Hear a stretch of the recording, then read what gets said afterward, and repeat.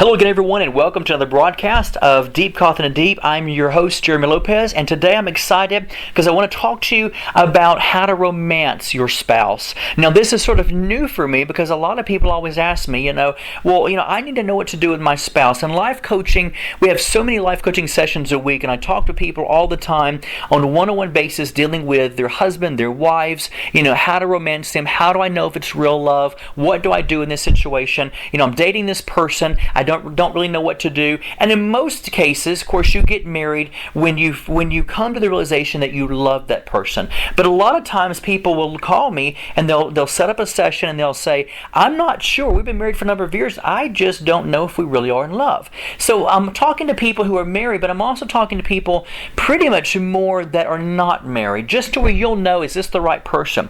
And you're trying to find out, how do I love them and how do they love me, and is this really love? First of all, I want to bring to you a couple of points that will help set you free on basically how to romance, your spouse and how to find out if they love you or not. The first thing you want to do is, number one, don't force it. Never force love. What you need to do is remember what you're called to do is to bring forth the goodness of who you are to that person. So in other words, when you begin to come to the place where you're saying, I want to make this person love me, I want to love this person, what do I do? Here's what you do. You need to let them see the essence of who you are. Let them see the expression of your heart. Be real. One thing I tell people all the time, if you're trying to fake something to make somebody happy, if you're having to go out of your way, let me put it to another way. We're not dealing with sacrifice, we're dealing with something that is not a part of who you are. When you try to go outside the borders of who you are to make a sacrifice of something that is not truly the real you, and you make it happen for somebody, you're going to have to remember you're giving mixed signals to that person. You're trying to make something happen that cannot happen, because what you're doing is you're going to cause that person to fall in love with this person that is not the authentic you. You're going to cause this person to fall in love or to start liking someone that you're not. And so you want to make sure that when you do something of a sacrifice, you're doing it out of a sacrifice that's stretching you, but it's still coming from the authentic you, the real you that person really needs to know. And it's also therapeutic for you to be able to make sure you never cross the boundaries of anything that is outside of who you are. I tell people all the time, people end up in life coaching sessions with me every day of my life, and they tell me all the time, he's not the man I married. She's not the woman I married. And I said, you know why? Because you never truly were authentic with yourself with this person. What I tell people is this: if you're the kind of person that you don't feel as if in your spirit you're just not a buying a rose person, for that person, for your wife or for your husband, then you know what? Then don't do it. Because what you want to do is find a creative way on top of that to be able to do something that is a part of you, to where you can make it a lifestyle for you to know how to bless that person. But if you're not into flowers, don't fake it, folks. Bring something from within inside of you that really is the real you, that people want to be able to see, in the sense of the person you're trying to cater, you're trying to win over, you're trying to bring it to a place where you're not forcing it, but you're trying to bring forth of who you really are to that person. That way, guess what? If they really love what you just presented to them, no matter what it is, guess what? The rest of your life, you can still continue to do that in a blessing way and be more creative in that fashionable way, because you're bringing forth something or someone that is really the real you. Therefore, you won't wake up a year later and say, I'm over this, I'm tired of this, it was never really me to begin with, I was just trying to cause this person to fall in love with me, I was trying to cause this person to do this or this. And what happens is, guess what? You get tired of it, and that person that you have now officially married, or the person that is your fiance, or the person who you finally realize, now they're into me, I can stop doing this. And what happens is you fed them a lie, and that person is going to turn around and say, what happened to you? What happened to the person I fell in love with? And so what I tell people is this: don't ever force it. You're called to bring forth the goodness out of your heart. God gave you a good heart. God gave you the goodness of the kingdom that works in you. Display and shine forth that, and let a person know what you like to do. And as you begin to cater to them by asking them what is it they like to do, and therefore you're working together as a team to where you're not doing something that is out of the ordinary for both of you. You're not doing something that is not original, or something that is not really something you both enjoy doing together. together. If you do something you both enjoy doing together, guess what? Love will come right behind that. Because love always comes, remember this point, love always comes out of authenticity. Love always comes out of genuineness. Love only comes and always comes when you are the real you. That's what people love. Some people say, well, I don't like to really laugh a whole lot, and so they find themselves bringing up a fake laugh in front of that person to make them think they're fun. I don't want to lose this person. I want them to think I'm fun. Well, guess what? You might not lose that person for a season, but eventually down the road you will. But what you will lose at first is you'll lose yourself. And so what you want to do is, make sure you're real with that person. When you're trying to win somebody over, to make them or let them fall in love with you and vice versa, first thing you've got to do, first rule of thumb you have to remember is if you're going to have to fake something that's not you to make it work or make it mesh together, you're doing something that is not logical, it's not real, and it's fake. Anything that is fake will never hold true power. It will never hold the essence of true power from God that will cause it to last. And if that's the case, then guess what? You have no bond or no binding of God's favor or God's provision upon you, so it's destined to fall apart and crumble because it's not really the essence of trueness from a sincere heart and a sincere point of view. And plus, if you do something out of something to try to fake something that you're really not, what will happen is not only will you lose yourself and eventually you'll lose them, but what happens is you will find yourself down the road wondering, wow, you know what if I dated that girl who was really into me before I dated her?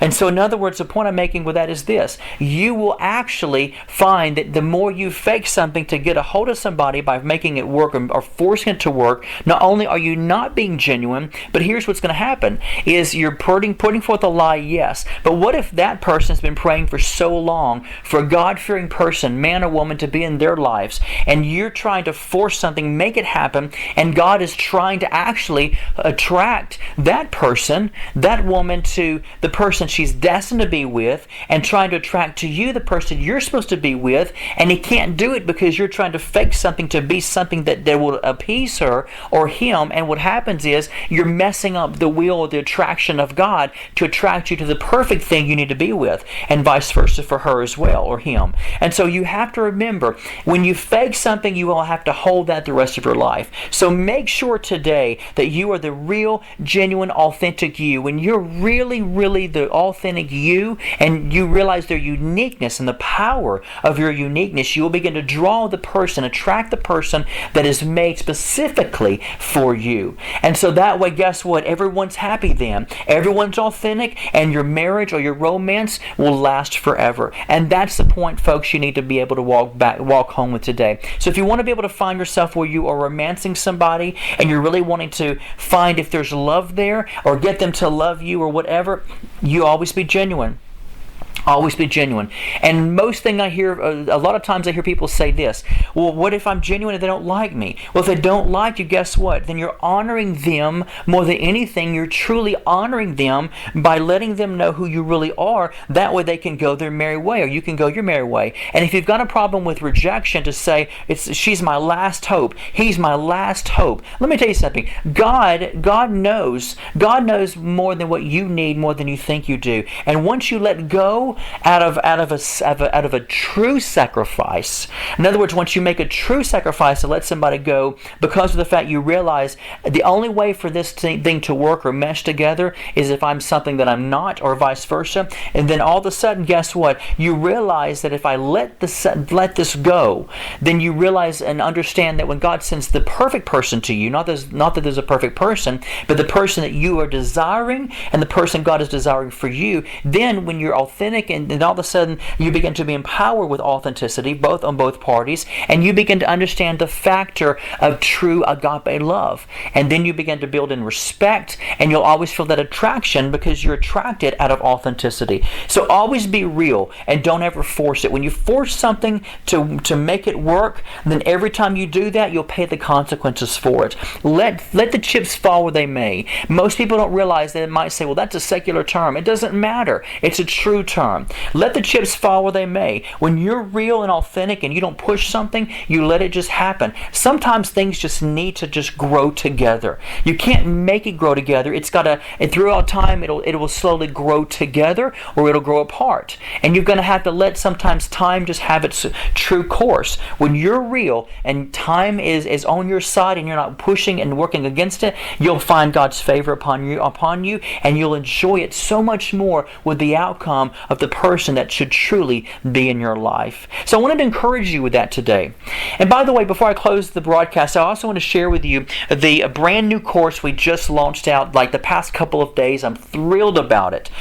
And I want you to be able to go to our website, identitynetwork.net. Please get a hold of today. This is in hot demand, folks. I mean, we have, out of the past 2 days, my staff has been going crazy trying to, order so many copies and keep them in stock to get them, out the door. But our brand new course is the School of the Law of Attraction. Now, I'm going to teach you from a biblical point of view. We're the only ones, to my knowledge, having an actual school, a 4-week course on the Law of Attraction, showing you the biblical foundational basis of it. And I'm going into in-depth reality, not of some faith. I'm going on the experience that my faith began to manifest in my reality to show you how it works. Because I'm here to tell you, I'm a living proof that I'm able to draw into my life everything God has ever wanted for me, and I show you how to do it quicker. I show you how to move in the vein of the kingdom and by the law of attraction. And it's from Genesis to Revelation, folks. It's all in the Bible, just different terminology. So don't trip up because you don't hear the quote-unquote terminology in the Bible.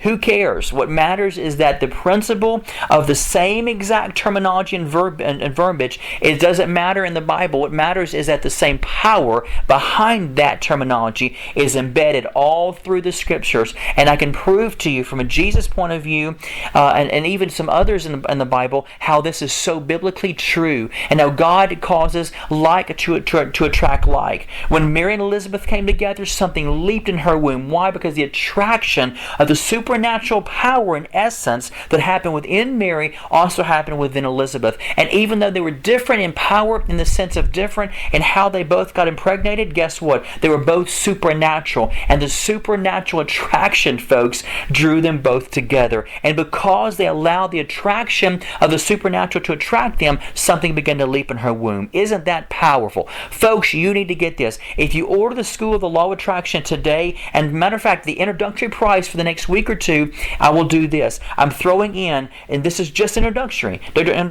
I'm throwing in my brand new that I just completed last week, a 2 teaching CD set series called The Law of Creation. You are going to be blown away. The 2 CD set series of The Law of Creation is a bonus just for you as an introductory to the School of the Law of Attraction. It will not be in this course forever. So when you order the School of the Law of Attraction, you're going to get the 4-week course. You're going to get the 2 CD set series of the Law of Creation, plus, we're going to throw in an extra DVD on the Principles of Law of Attraction, the 101. Plus, I'm also going to throw in there, which we've never done this before in any course, we're also going to throw in there a instrumental CD of music we've done recently that actually opens up the airwaves, opens up the sound waves of the supernatural, that you can begin to see orbs and lights of God and begin to open up the supernatural in your life while you go through the course. You're able to play the instrumental CD while you go through the course, or play it anytime.